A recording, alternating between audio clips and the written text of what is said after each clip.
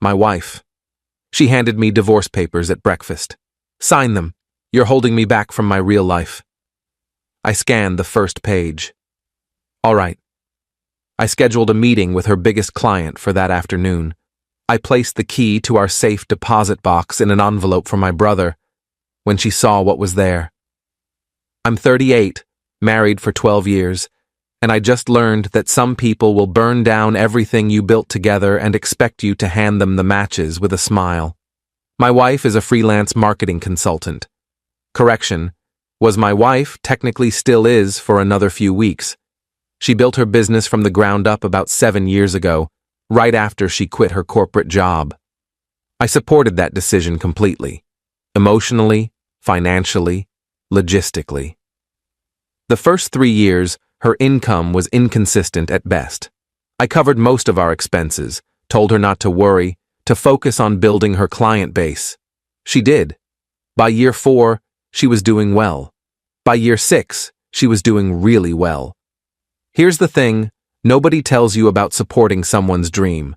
Sometimes when that dream comes true, they forget you were part of making it happen. They start rewriting history. Suddenly they did it all themselves. Suddenly you were just there, taking up space, holding them back. Tuesday morning, 7:15 a.m. I'm eating toast and checking emails when she walks into the kitchen with a manila folder. Sets it down next to my coffee mug. Doesn't say anything at first, just stands there with her arms crossed. I look up. What's this? Divorce papers. I actually laughed. Thought she was joking.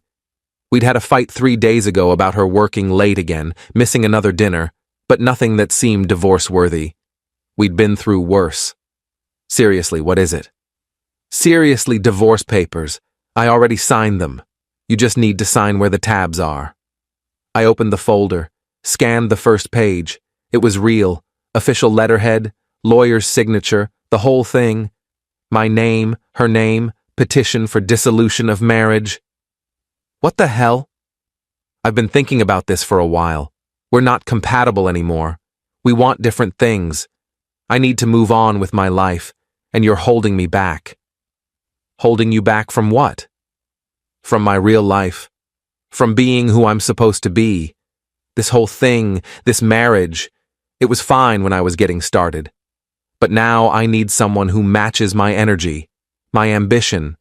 You're just content, and I can't be content anymore. I set down the papers. You've been thinking about this for a while. How long? Does it matter? Yeah, it actually does. How long have you been planning to divorce me while I've been living my life thinking we're fine? About 6 months. 6 months. Half a year of her smiling at me, sleeping next to me, letting me believe we were solid while she planned her exit. Why now? Because I'm ready now. I've consulted with lawyers, figured out the financials, and I'm ready to move forward. Consulted with lawyers, figured out financials. You've been treating our marriage like a business deal you're trying to exit. Everything's a business deal if you think about it. I'm just being practical. Practical? Right. What are the terms? It's all in there. I get the house since my business is based here. You take your retirement accounts, I take mine. We split liquid assets 50-50. Pretty straightforward. The house we both paid for, that I paid the majority of the mortgage on for the first 6 years. We're both on the deed. It's joint property, and I need it for my business. Your business that I supported financially when you were making nothing. I'll give you credit for that in my memoir. Sign the papers. I looked at her. Really looked at her. The woman I'd been married to for 12 years. Who'd cried in my arms when her business almost failed in year 2. Who I'd talked off the ledge a dozen times when she wanted to quit. Who'd thanked me repeatedly for believing in her. That woman was gone. Or maybe she'd never existed. Maybe I'd just been useful, and now I wasn't. All right. She blinked. What? All right, I'll sign them. Just need to read through everything first. Make sure I understand the terms. You're not going to fight this? Would it change anything? No, Then no, I'm not going to fight it. You clearly don't want to be married to me. I'm not going to beg you to stay. Just give me a few days to review the paperwork, consult with my own lawyer, and we'll move forward. She looked almost disappointed, like she'd been gearing up for a fight, and I just agreed. Okay, good. That's mature of you. I'm a very mature person. Apparently too mature, too content, too unambitious. Don't be like that. Like what? Hurt? Confused? Angry? Should I pretend this is fine? I just think we should handle this like adults. I am handling it like an adult. An adult who just found out his wife of 12 years has been planning to leave him for 6 months. I'm being remarkably calm, actually. She picked up her coffee mug. I have a client meeting at 10. I'll be back this afternoon. We can talk more then if you want. Sure. Have a good meeting. She left. I sat there with the divorce papers and my cold toast. Then I opened my laptop and started making calls. Update 1: first call was to my lawyer, friend from college who does family law. Explained the situation, emailed him photos of the documents. He said he'd review them and get back to me within 2 hours. Second call was to my brother. Told him I was couriering something to him, very important. Don't open it. Just keep it safe. He asked what was going on. I said I'd explain later. Third call was to the bank. Asked about the process for accessing our safe deposit box. They said both key holders needed to be present, or I needed written authorization from her. I said I'd figure it out. Then I did something I'm not proud of, but don't regret. I looked through her computer. She'd left it open on the kitchen table, email still logged in. I wasn't looking for evidence of cheating. I was looking for information. Context. What the hell had happened in the last 6 months that I'd completely missed? Found it pretty quickly. Email thread with someone I didn't recognize. Lots of messages over the past 8 months. Started professional, discussing a potential business partnership. Got personal around month 3. Nothing explicitly inappropriate, but definitely crossing lines. Lots of, you understand me in a way my husband doesn't, and I feel so alive when we talk, type messages.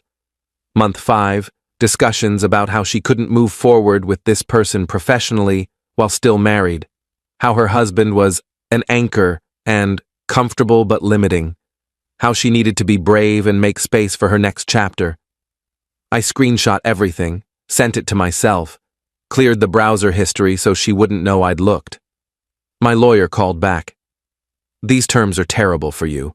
She's basically taking everything and leaving you with what you came in with. You need to fight this. What can I fight for? The house, for one. You paid the majority of the mortgage for years. Her business is an asset you helped build. You supported her financially while she got it off the ground. That has value. You could argue for partial ownership or compensation. How long would that take?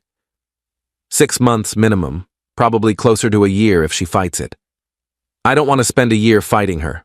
I want out. Then you're going to lose a lot of money and assets you're entitled to. I know, it's worth it. Your call. But let me at least review everything. See if there are any egregious terms we can push back on quickly.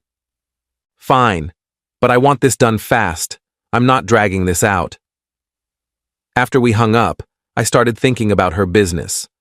Her biggest client, the one that brought in about 40% of her annual revenue, was a company I'd introduced her to. Former colleague of mine had started a tech firm, needed marketing help. I'd connected them 3 years ago. They'd been working together ever since. I called him. Hey, got a weird question. How's your contract with my wife structured? Month-to-month retainer, why? What if I told you she's not the most reliable person? That she's going through some personal stuff that might affect her professionalism?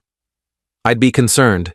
She's been great for us, but if there's instability, just something to keep in mind. You might want to start looking at backup options. I appreciate the heads up. Everything okay with you two? Not really, but I'll spare you the details. We talked for a few more minutes, then I scheduled a lunch meeting with him for that afternoon. Said I wanted to discuss some business opportunities, which wasn't entirely a lie. Around 11, I went to the bank. Told them I needed to access the safe deposit box today, that my wife was unavailable but would provide authorization. They said that wouldn't work. I needed her present or her written signature. I went home, used her laptop again, pulled up a document she'd signed recently, practiced her signature a few times, got it pretty close, created a simple authorization letter, signed her name, printed it on our home letterhead. Back to the bank. Showed them the letter. They seemed satisfied. Let me into the vault. The box had documents, some jewelry, and about $40,000 in cash. Emergency money we'd been saving for years. I took the cash, left everything else, walked out with a heavy envelope, drove to my brother's office, handed him the envelope. Keep this safe. Don't tell anyone you have it, especially not her. If she asks, you don't know anything. What is this? Insurance. I'll explain everything soon. Just trust me. You're scaring me. I'm being cautious. There's a difference. Update 2. Lunch meeting with her biggest client went well. Talked about business, industry trends, the usual. Then casually mentioned I was getting divorced, that she'd been under a lot of stress, that her work might suffer over the next few months. That's rough, man. Sorry to hear it. Yeah. Just wanted to give you a heads up since you're such a big client of hers. Might want to have contingency plans in case she can't deliver at her usual level. I appreciate that. We really value the work she does, but business is business. Can't risk our campaigns if she's distracted. Totally understand. Actually, I know some other marketing consultants if you need references. That would be helpful. Just in case. I gave him 3 names, all competitors of hers, all people who'd love to poach her biggest client. Got home around 3. She was already there working in her home office. I knocked on the door. Hey, we should talk about the financial stuff. What about it? The safe deposit box. We should probably split the contents now rather than dealing with it later. Okay, we can go tomorrow. Actually, I already went today. Took my half. She looked up from her computer. You what? I went to the bank, accessed the box, took 50% of the cash, $40,000. Left the other 40 for you, plus all the documents and jewelry. You can't just do that. We're supposed to go together. Why? We're splitting assets. I split them, efficiently. That's not how this works. Isn't it?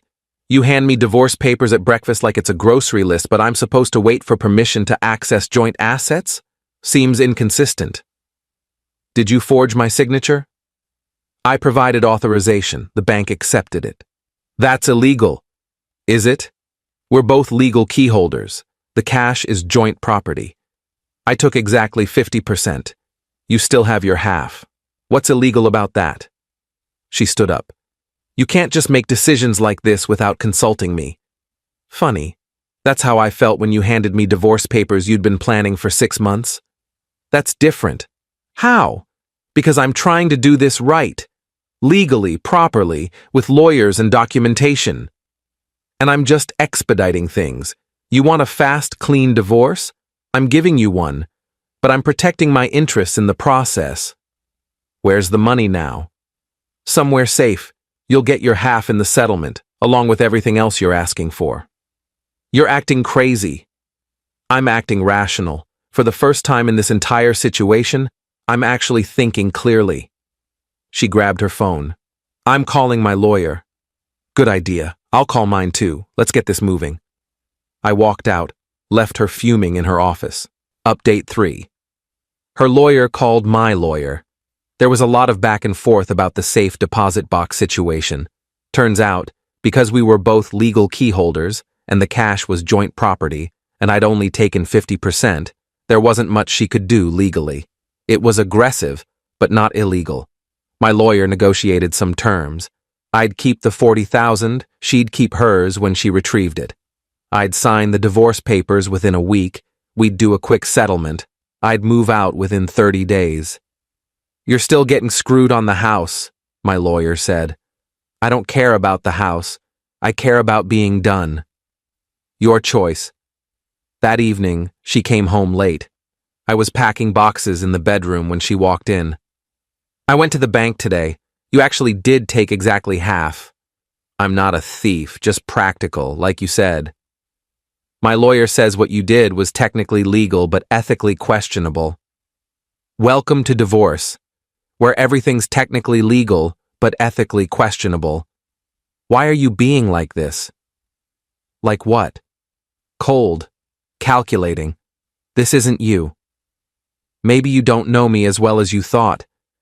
Maybe I've been holding back who I really am because I was trying to be a good husband. Supportive. Understanding. Maybe that version of me is done now.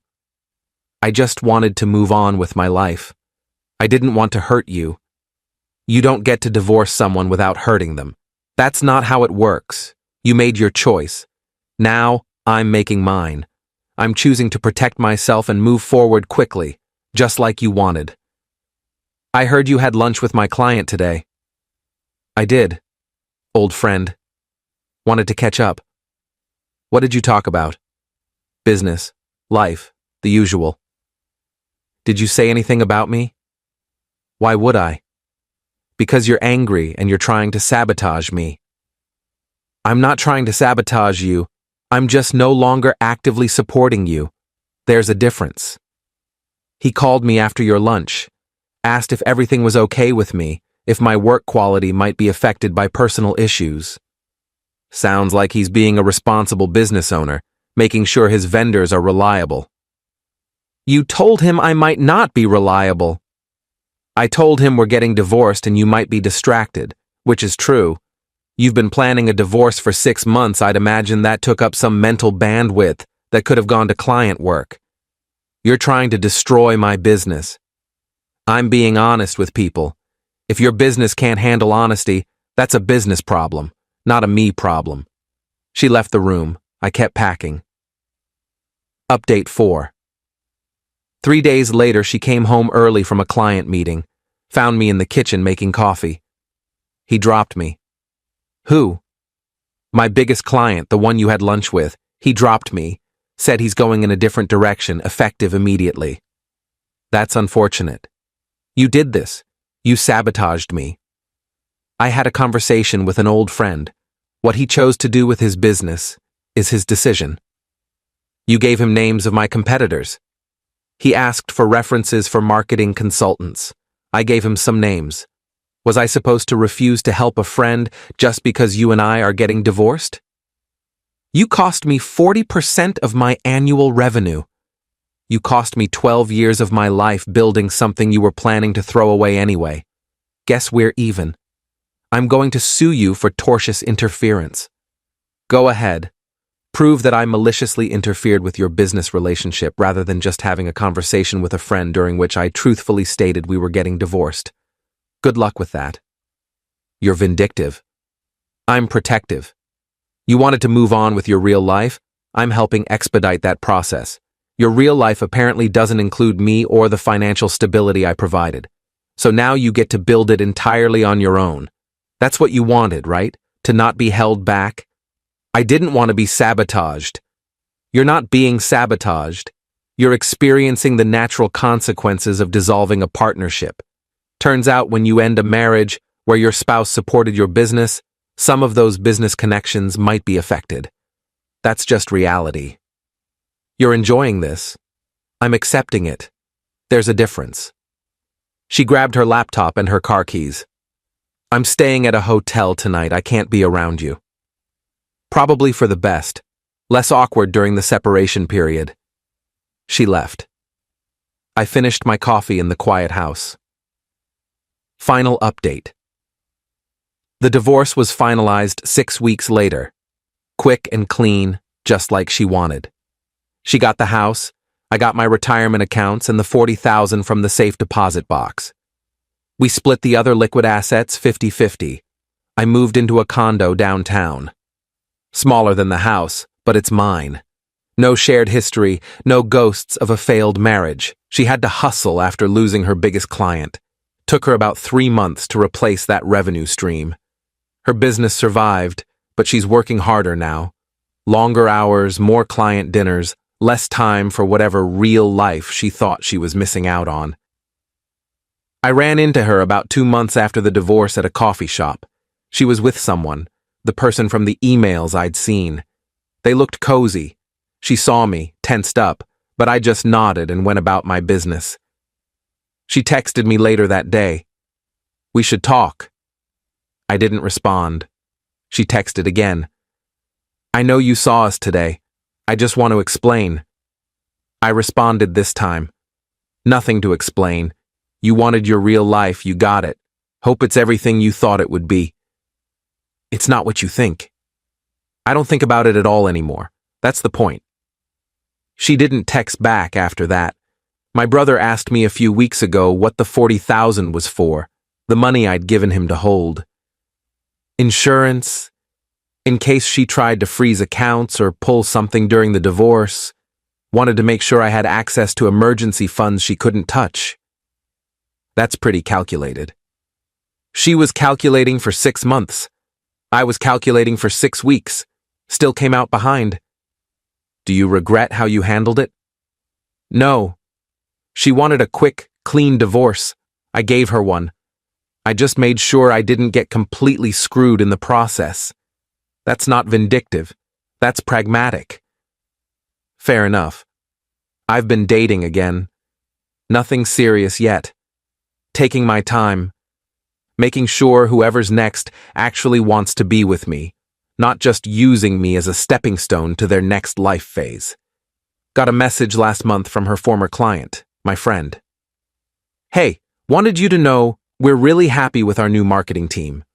Thanks for the recommendation. Also, sorry about everything with your ex. That must have been rough." "It was, but I'm good now. Glad the referral worked out. Want to grab lunch sometime, catch up properly?" "Sure, that would be good." We've been meeting up every few weeks. He's become a better friend through all this. Turns out, crisis shows you who actually has your back. I saw her business got mentioned in a local publication last week. Rising marketing consultant overcomes setbacks to rebuild thriving practice. The article painted her as this resilient entrepreneur who'd faced challenges and persevered. No mention of the 12 years of marriage. No mention of the financial support that helped her build the business in the first place. No mention of the husband who believed in her when nobody else did. Just a story about a strong, independent woman who succeeded on her own terms. Which is fine. Let her have that narrative. Let her rewrite history. I know what actually happened. The people who matter know what actually happened. And I have $40,000, a condo I own outright, and a life that's finally actually mine. She wanted to not be held back. Mission accomplished. Turns out neither of us is holding the other back anymore. We're just not there.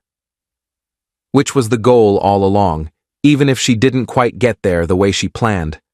The safe deposit box money bought me freedom faster than her divorce papers ever could. The lunch meeting cost her 40% of her revenue, but gave me clarity about how business and personal relationships actually work. I'm not holding grudges. I'm just not helping anymore. There's a difference. She's living her real life now. So am I. They just don't intersect. And that's exactly how she wanted it.